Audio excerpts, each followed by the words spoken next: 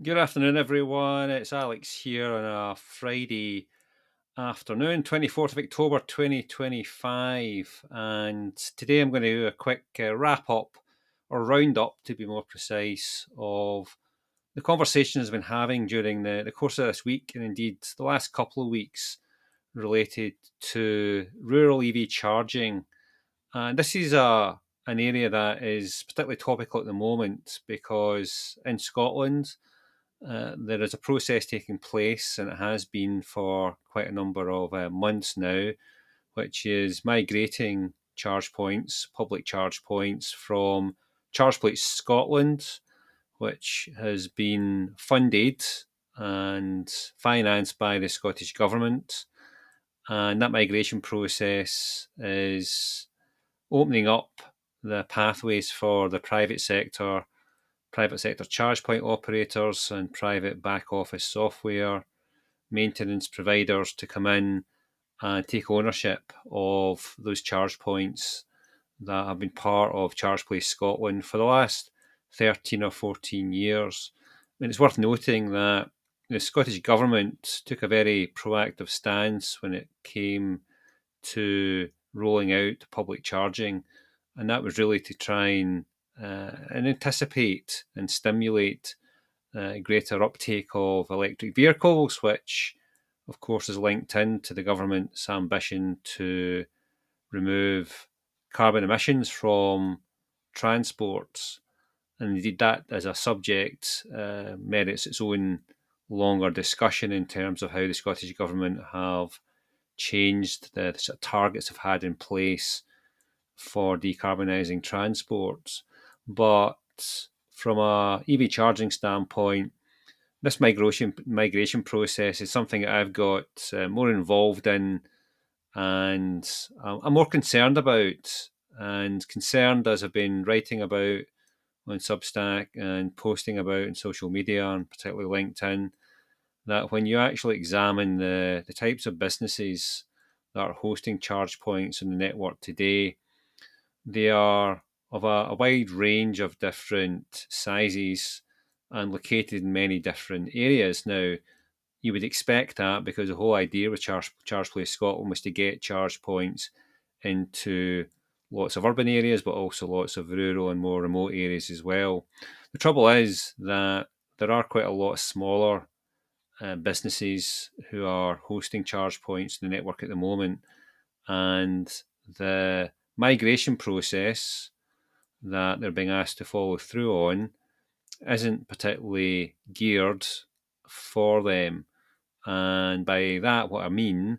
is that the migration information and the support is really lacking in the type of detail that they need, and is more complicated than it needs to be for a time poor and knowledge poor small business owner. And that's an important point just to dig into a little bit deeper, because unlike some of the larger organisations that have been hosting charge points on the network, such as councils and universities and NHS, they have all got more resource to manage the migration process and to work with the charge point operator who's going to take ownership of those charge points. That's certainly not the case for the smaller businesses. It really typically will just be the business owner or somebody working for the business who's doing many other jobs as well. And I don't think personally that due consideration has been taken of how to support those businesses, and recognizing that over the years that we've been hosting a charge point, the charging technology has come on leaps and bounds in terms of the sophistication of the hardware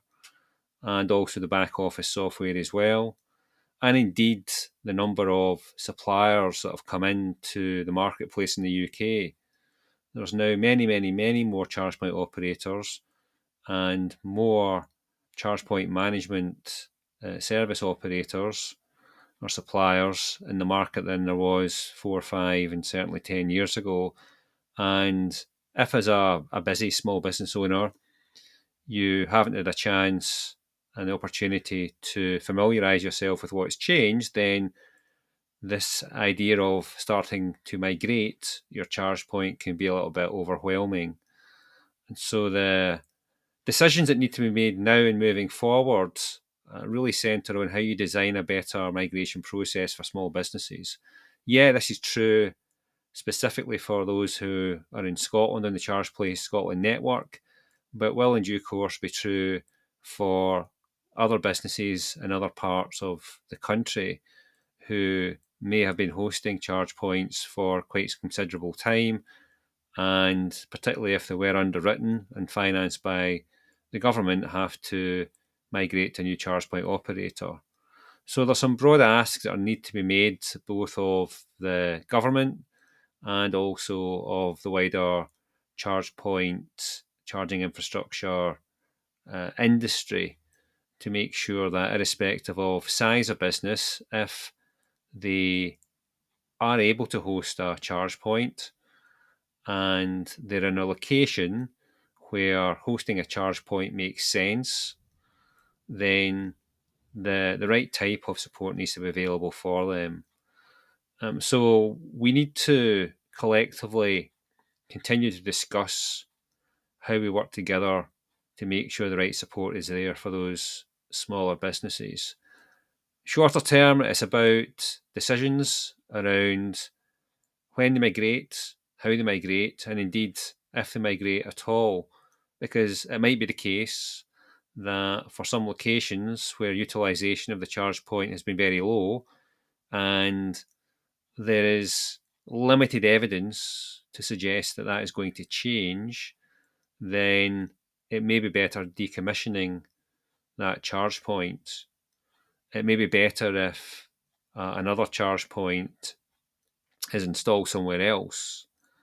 But this speaks to a broader coordination challenge. How do we ensure that across the installation and maintenance of charge points in public sector land, and then also in private sector land, that the right number and type of charge points, either lower speed or higher speed, are installed in the right locations? As I wrote about in Substack this week, if you zoom in and look at particular locations, and we can use Orkney Isles as an example, in Kirkwall, which is the capital of the Orkney Isles, there are at least 5 separate charge point locations that are within a stone's throw from each other. And when you step back and look at that objectively, you might ask the question as to why there needs to be 5 separate charging locations so close to each other. Would it not be better to have a single charging hub rather than 5 separate individual locations? Now, the reason that we have 5 separate individual locations is because some of them have been part of the ChargePoint Scotland network, are located in council car parks, and some of them have been installed by the private sector, in this case, the Tesco and Lidl supermarkets. So I guess for them, they think they're doing the right thing by putting charge points in their car parks, and likewise the council thinks it's doing the right thing as well. But is it the right thing in the longer term for EV drivers? I'll leave that as an open question. I think that really, if there's better coordination, then you can do a better job of deciding, as I've just touched on, how many charge points you need, what type of charge points,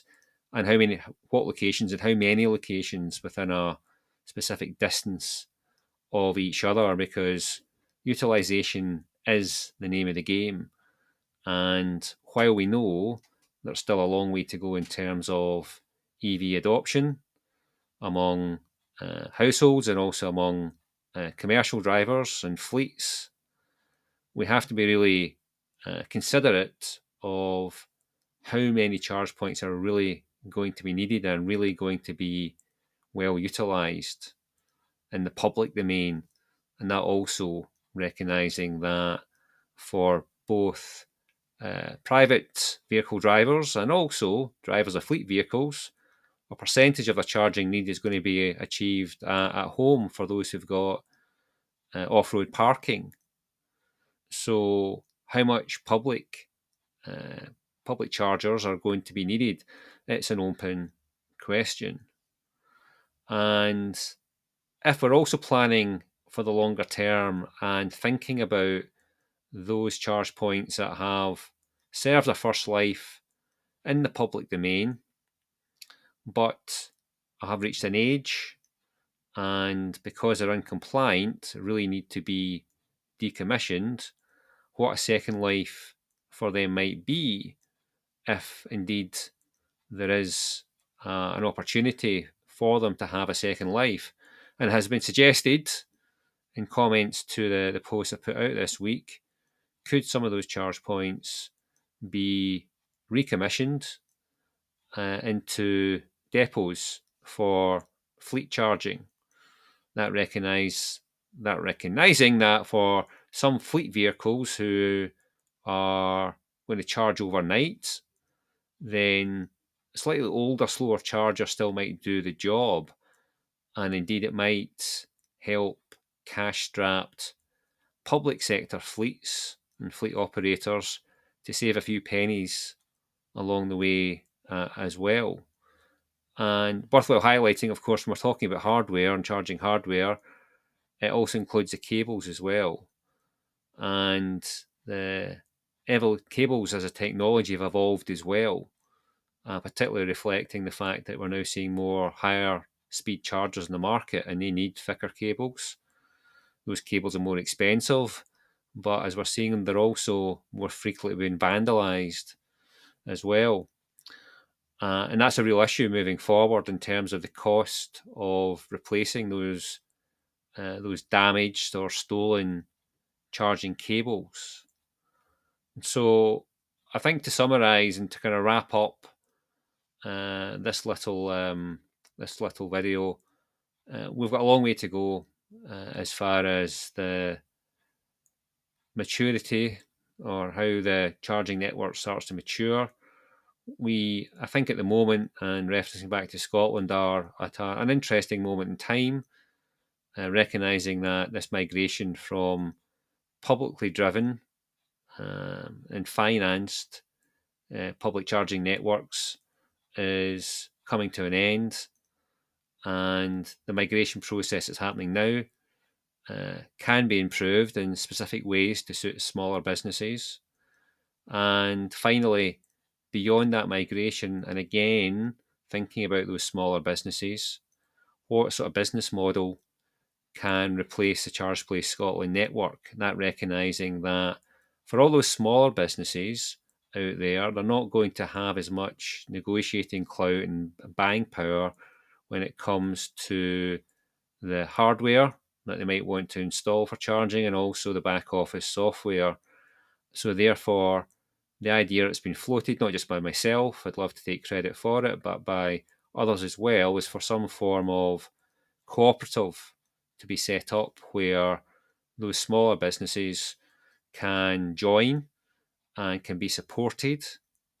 and can also be part of a network that allows them to have greater negotiating and buying power. And on the supplier side, for the ChargePoint operators, makes it a lot easier for them to engage with those smaller businesses, because today, as we're seeing right now, a lot of those ChargePoint operators are trying to reach out and engage and initiate conversations with these smaller businesses, but it's not easy and it's not particularly cost effective either. This is a model that I've been involved in over many, many years, where you're selling and marketing to small businesses, and you can invest a lot of time and sometimes money in terms of outreach through telemarketing and telesales to try and engage with those smaller businesses, and response rates can be very low. And I dare say today, where less and less people are actually answering their phone, even lower, and with email as well, response rates to emails can be very low as well. So does it really make sense to continue following that type of model where lots of smaller businesses are being, to a certain degree, maybe pestered, annoyed by many different charge point operators trying to engage with them, versus a cooperative model where that's the channel, if you will, that those charge point operators engage with smaller businesses through. And it can be done in a much more coordinated manner and a much more targeted manner as well, because if there's a digital platform, let's call it that, where both the buyers, the small businesses, and the suppliers, the charge point operators and the back office software providers, can connect and engage, then through the profiles that they're sharing, there is a better opportunity for matchmaking to take place. And through matchmaking, then hopefully what happens is that the right supplier is matched with the right type of buyer. So that's food for thought, and we'll continue to evolve that conversation over the coming weeks and months. It's something I'm going to put more time and effort into thinking about, writing about, and also talking about with the wider ecosystem, and also directly with Scottish Government, Transport Scotland, who can play a role in helping to ensure that as their migration process continues and comes to an end, that there is a new model that's in place to support all those small businesses who will have an important role to play in terms of providing charging opportunities for the increasing number of people that are going to be driving EVs in the years to come. So that's all for this Friday. I wish you all a good weekend, and I will touch back in next week with more thoughts on this subject and others as we continue to work on building out a really, really good, effective charging experiences for those people who are living in or visiting our rural communities across the UK.